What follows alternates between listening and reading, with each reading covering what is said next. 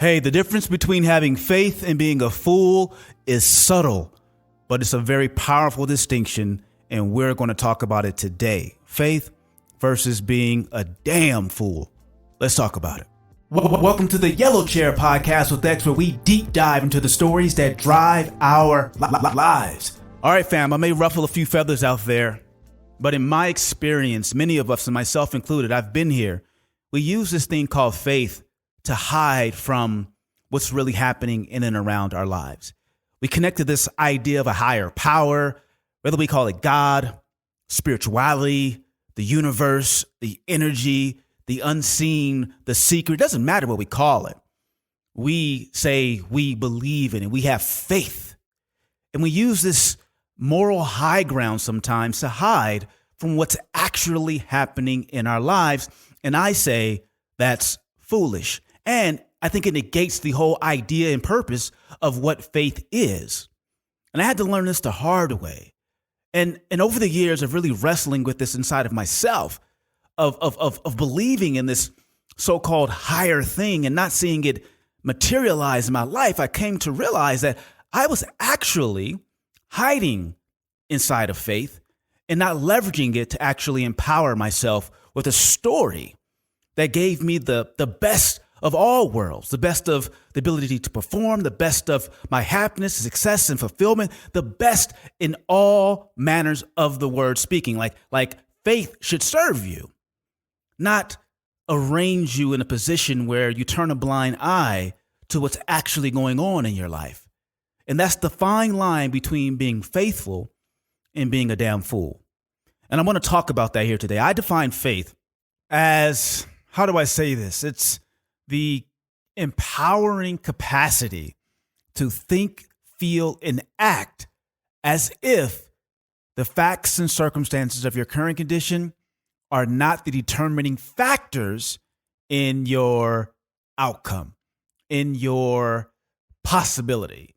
In other words, you have faith beyond the tangible, beyond the physical, beyond the resource, because you are able to somehow, some way, to think, feel, and act as if this thing that you seek to create is not only accessible, is not only possible, but it's yours. So you think, feel, and act as if. This is living in faith. And this is what I call having your faith chain unbroken. But that does not mean wholesale ignoring what's actually happening in your world. That does not mean hiding from the fact that some shit is broken, hiding from the fact that some things are not working the way you want. That's that line between faith and being a fool. Now, traditionally speaking, when we think about faith, the definition that comes to mind is believing in something not real. And think about that. If you have belief in something that's not real, how smart is that? How intelligent is that? How does that match and mirror and measure up against every facet of our life where we see this very tangible, concrete X's and O's, this equals that, factually based living, experiencing, touching, tasting with our senses, the whole nine? How does that idea measure up? It doesn't. And that's the scapegoat of it all. I don't have to. It doesn't have to be measurable. It doesn't have to be there. It doesn't even have to be true. I just believe it. But I think that's that line where we cross and turn something that is beautifully empowering into something that is, in my opinion, foolish. You heard that ding? That's my phone confirming. Hey, X, you got it. Foolishness. But getting back to it, because I do believe in a higher power. I do believe in God and spirituality and all of it. But how do I connect this back and divorce it from this idea of just giving my blind faith to a thing? And here it is. When we live as if, we are not ignoring the facts on the ground. We are incorporating them into our journey. And we're using them to calculate, to make us even more congruent with our desired reality. Meaning, we aren't just believing what's not real. We are believing in our capacity to shape, bend, mold what's real into a form that better fits the world we want to see. So regardless of my actual power to do so, regardless of my actual resources to do so, regardless of how long it seems like it would take, I believe in that capacity to shape, bend, and mold my current reality into this new world that I see and envision and live as if in. That is faith. That is the word becoming flesh, if you're into spiritual literature. It's not just the empty idea, I believe. I believe. If we were to use that as an actual measure in our life and we were truly transparent and honest around this idea of just believing and manifesting, we would see more times than not that leaves us with a lot to be desired. Sure, circumstantially, we can seemingly see these miracles unfold in our lives, but more times than not, we had to do something to complete what I call that faith chain. That faith chain. Right? So here's that faith chain, right? The faith chain, again, is a strong interconnectedness of facts on the ground with energy and emotion to bend them into an empowering meaning, lesson, and blueprint for a new improved reality formed in this cauldron called your fucking will. This is what I want. This is where I'm going. This is what I seek. And I'm going to live as if this is my reality. Now, let me give you an example of this. When I was growing up in Oakland, California, right? People have heard my story many times, right? The ghetto, urban environment, rough place. My freshman class in my high school, Mac, we started out with about 500 students. How many of us graduated? I tell the story all the time. Only about 30-something of us graduated. That's crazy, right? And all of the memories, and not all of them, but a lot of the memories, and a lot of things that I recall, there's a lot of pain, there's a lot of tragedy and trauma. There's a lot of things that, man, if the average person had to deal with, they would have a lot more empathy, connectedness, and understanding of what it means to grow up and through that type of environment. But let's just take that circumstance and detach ourselves from it for a second, and then ask the question of how do we live in faith through the tragedy and trauma and drama and pain of that type of experience? Well, listen, I don't know the math exactly, but let's say 85% of the freshmen in my high school class didn't graduate, don't know what happened to them. There are 15% who did. So if I was being a fool, this is how I would approach that circumstance. I would have said to myself, I'm not going to be one of them. I'm going to be one of the ones who do graduate, period. Faith, just blindly, I will. Yeah, I don't know. Maybe not. But here's where the faith chain becomes complete, congruent, useful, and serving you and empowering you to actually make it happen and to commingle with this unknown entity, this unknown force, or this thing that we can't measure, whether we call it God, spirit, universe, it doesn't matter. When we collectively seek to conspire with it, we have to do our part. So when I'm going to, and I'll give you a story. Like I said to myself, I'm going to be in the 15%. Maybe that wasn't a conscious decision when I was in high school, but my activities showcased that. And I remember, and I was thinking about this topic, and I was sharing with someone, when I used to go to parties in high school, I remember clear as day, I would go downstairs into our garage, and my dad had some bulletproof vests down there. I would put on the bulletproof vest, I would strap up, then put on my rayon button-up shirt, tons of cologne, some Buffalo's, Buffalino sneakers or boots, and go to the parties just fresh to death. Like, yes, I'm the man, just feeling it. But why did I put on a bulletproof vest? I was like, man, I'm not going to get shot. I am not about to get shot and die here at this party, right? But lo and behold, I forget the kid's name or where it was exactly, but someone died at a house party, got shot.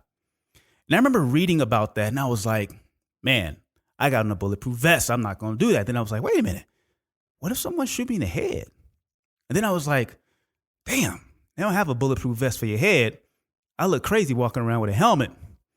And then I said, well, why do I even go to parties? It was for the girls, y'all. I was girl crazy when I was growing up. Man, that's the only thing I lived for. It was girls. And then I said, you know what? I can get girls, or I could talk to girls in a different way. I can go to the mall during the day. Don't too many people get shot at the mall, right? Like I went through this whole process of weighing and measuring and calculating, and I was like, no more parties. I didn't go to a single another house party after that. They were gone. They were off the table. House parties are out. No parties for X. None. Zero. None. Didn't want to get shot. And that's what I mean by my faith chain. I was super serious about finding a way out of the ghetto and out of my experience and trying to find a way to live into my highest and best self. But it wasn't a blind faith. I'm going to make it. Right? I believe it. I'll achieve it. Nah. You better make some changes. You better pay attention to what's actually happening. You better look at the story and the script that you're running and ask the question, well, how do I create favorable conditions? How do I conspire with this thing called the universe and God and miracle to make this thing happen? Because when you start to do it in that way, you create a more probable reality, right? The faith chain is not only not broken, but you have created a conduit and a propensity for it to happen. You are doing your part. It's kind of like, you ever been on a roller coaster? We went to Big Bear Lake this weekend with the family, and we got on these roller coasters, these little like 2-person roller coasters. It was really fun.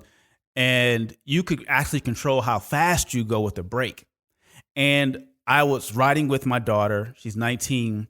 And I was like, I'm going to scare the shit out of her. So we're going down this roller coaster, and I'm not riding the brakes at all. She's like, slow down, Daddy, slow down. I was like, no, let's go. Like, it was fun. It was fun as hell. And we were shaking and moving and all this other stuff. And she was holding my camera. I had her holding my camera, right? Like, she could have dropped it. Like, I would have been, I don't know how I would have felt about that, but she was holding my camera. And when I was thinking about this, I was like, think about it this way. Imagine us going down that same roller coaster, and instead of my daughter holding a camera, what if she had a needle and some thread? And her job was to put the thread through the needle. This little tiny eye of a needle. What do you think would have happened? She wouldn't have been able to do it. With all the movement, all the shaking, all of it, right? It would have been highly improbable. We would have got to the end and the task would not have been completed, right? And I think of just living blindly through faith. The foolish kind of faith is to believe that on the roller coaster ride, I will figure out a way to get it through there. I'll just keep pushing the needle at it and it will just miraculously go in. Nah, it might happen every now and then, but not reliably, not like clockwork. The propensity or the probability of it happening, you're not impacting in any significant way. But imagine if instead of a needle, I told my daughter to thread that through a cup, a big ass cup, a big gulp cup from 7-Eleven, a 64 ounce or whatever the biggest gulp cup they have, put a needle through that. Well, she'd have been able to do it. No problem at all. Zero. It would have been easy, right? Why? Because we did our part. We gave the miracle the math it needs to make it more probable, right? We paid attention to the facts on the ground and we said, before we do this activity, let's get the biggest damn cup we can and get this thread through it. And I think that's what it means to not be foolish about all of this, to not put your life, your heart, your soul into an imagined thing that's not real. An imagined thing that's not only not real, but you aren't even doing your part to ensure that this force, this idea, this energy, this ethic has a conduit, a worthy vessel to push to and through, because it sees firsthand, feels firsthand the activity, right? The accountability, the notion of consciousness and intention coming to bear. Here's the part I'll play. I have faith that you're going to send me the thread to push through this needle or cup, if you will, right? Because often, at least in my environment and circumstances, there was no guarantee that the needle would be there or the thread in this metaphor.